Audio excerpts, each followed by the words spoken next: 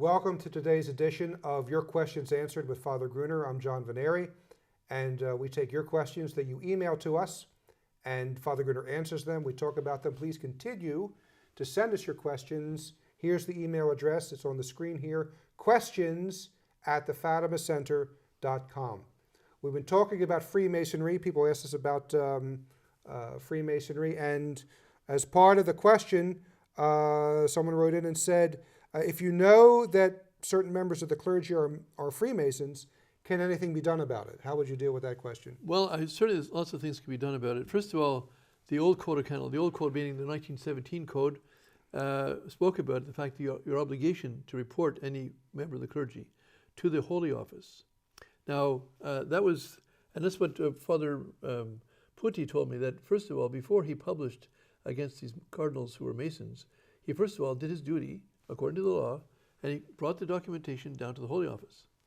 That's at the Vatican. That's at the Vatican. Yes. But, and this is before the new law, the new law came in 1983.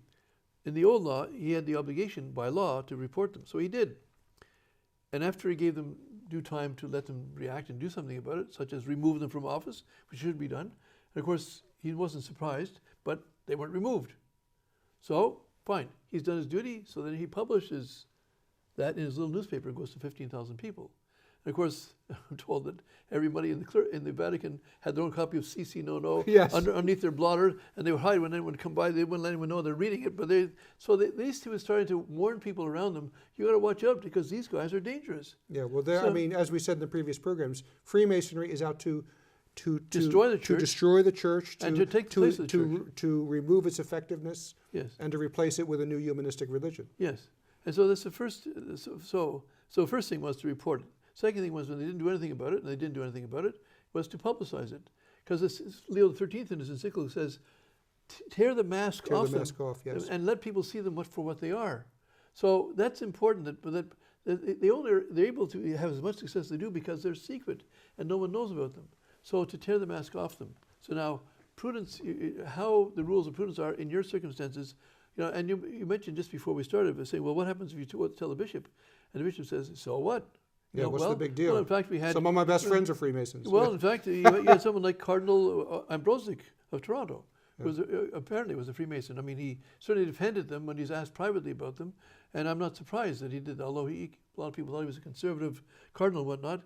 I mean, he was favorable to the Freemasons. So it's not that unusual that if they report it to their local bishop, that they might find out they don't get any help, or they might be targeted for something. So I'm not just simply say, you don't have to, since the new law, you don't have to report it to the Holy Office. The Holy Office doesn't, I don't think they have to, as far as I know, because since they're not excommunicated, by law, they are excommunicated by God anyway, but reporting them, I think we have to be as wise as serpents and innocent as doves. And so you have to start finding out who are the ones you can depend, who are the clergy you can. If the clergy is upholding the Catholic faith, if the clergy understands Masonry is bad for your soul, bad for the church, bad for your civil society, it's subversive. Its intention is to undermine civil society. Its intention to undermine the ecclesiastical society. It is subversive. So subversives don't say, by the way, here I am, I'm subversive. They are much more subtle. So you have to find out who are the people who have core values which are not subversive. And then you start forming helps with them. If by all means, if they want to get in touch with good priests and who can explain things to them further, and there's some priests are more expert on this matter than others. Oh yes, and one of the things too that is very frightening, and I mean I'm saying this in the final minute of the program, but we need to be concerned the fact that how much Freemasonry loved the Second Vatican Council. Yes, they loved the Second Vatican Council because this new idea of religious liberty, that everyone has the positive right to practice any religion they wish. The Freemasons were calling for Vatican II to pass that document, and we also have the Freemasons themselves saying that ecumenism, this new, hodgepodge of all religions together, is the legitimate son of Freemasonry. Yeah. So we had talked about the fact that we have Masonic ideas spread throughout the society. We also now, thanks to the Second Vatican Council, have these Masonic ideas spread throughout the church, all the while Catholics thinking that this is actually legitimate Catholic practice and teaching. Yeah, well, in fact, when St. Maximilian Kolbe was in the and there's 1917, the 200th anniversary of Freemasonry.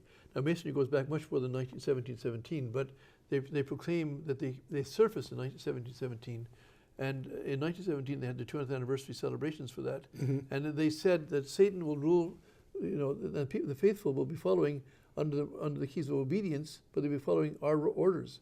And this is what they've managed to achieve. And at times people are doing Masonic things within the church, but actually doing what the Masons want them to do, not what Christ wants them to do, not what the church has taught for all time. So pray your rosary. Our Lady says, pray your rosary every day. She said, it's a spiritual inoculation. If you pray your rosary, you will not fall into heresy. If you fall into heresy and you keep praying the rosary, she will get you out of it. That's the first thing, because people sometimes think that they know everything they need to know. Most Catholics don't know the absolute need for grace. Grace is supernaturalism. You can't be good without grace. The Masons preach the doctrine we can be good without grace. Yes. And so we first of all have to put on our spiritual armor. And the rosary is the first thing, and wear the scapular, and be informed. Learn your Catholic faith from the dogmas, from the old Catholic books. Learn that you have to have that armor, otherwise you'll be taken in by the Masons, because much of them are surrounding us. The subversion has gone very far.